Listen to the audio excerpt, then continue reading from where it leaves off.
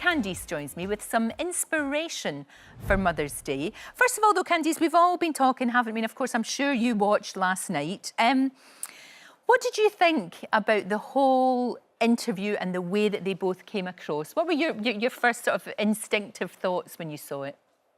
My instinctive thoughts were quite maternal, quite motherly. I felt like I just wanted to reach into the screen and give them both a hug, especially when Meghan spoke about her mental health and feeling like she had nowhere to go and nowhere to turn to. And then Harry coming in and saying that that was absolutely not a conversation he could have. Like, I just felt my heart drop to my stomach, because we're living in a time now where the constant rhetoric is be kind with your words, be kind to people on social media.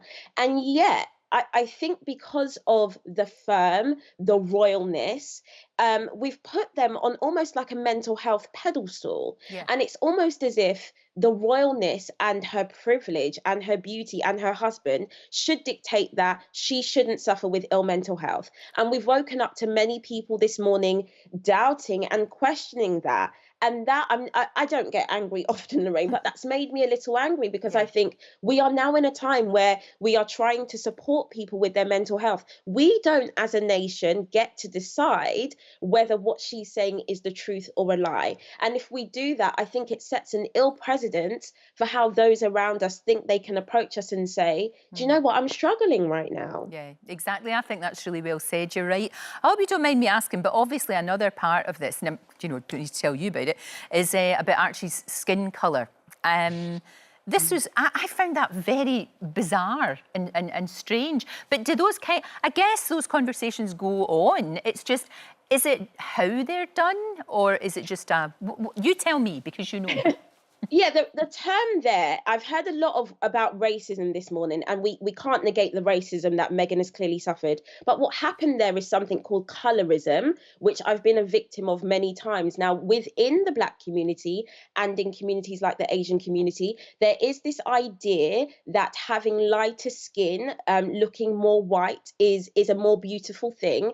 So I deeply understand that if someone in the royal family showed concern over what tone Archie was going to come out looking like, that's something that I understand very well. Colorism is rife and rampant within our community. But I watched that and I thought, my word, if Archie came out looking like, let's say, Idris Elba, what were you going to do? Return him? We can't return him. No. This is a beautiful baby we're talking about. We can't send him back.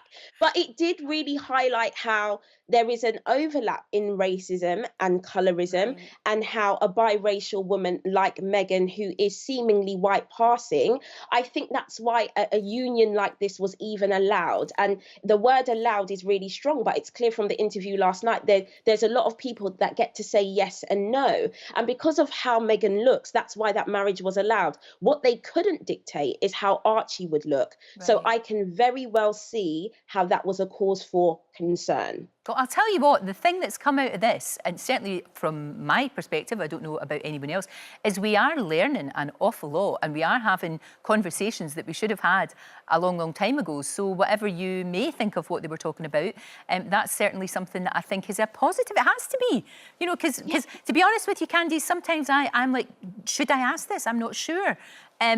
Whether it's going to be an area that I don't want to cause anybody offence or concern, but we do have to talk about these things, don't we?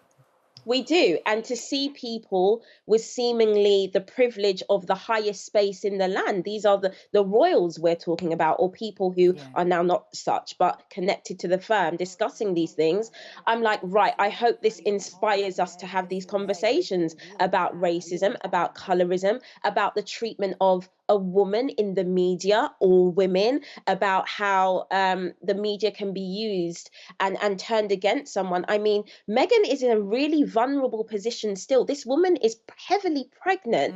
And I think, for all the negative media, I'm like, guys, where is this kindness that we are so quick to speak of when things go wrong? Because I did get a sense of, like, it was like watching history repeat itself. Yeah. We saw how his mother's situation ended. And I think there are so many people that might reflect on that and say, should I have not bought that magazine that discussed Diana in that light? Should I have been, you know, had kinder thoughts towards her? And I don't ever want us to be back on this show talking about this in past tense for Meghan. I think we need to be really clear about that. One thing that really struck me is the absolute love and foresight that Diana seemingly had specifically for Harry, knowing that, you know, his duties and his life path was going to be very different to his brother.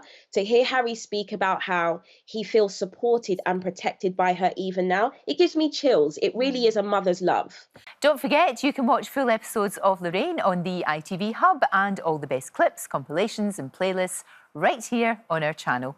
Just subscribe now and you'll never miss an upload. Click here to watch another video similar to this one, or click here to head to our channel's homepage to explore all of our exciting videos.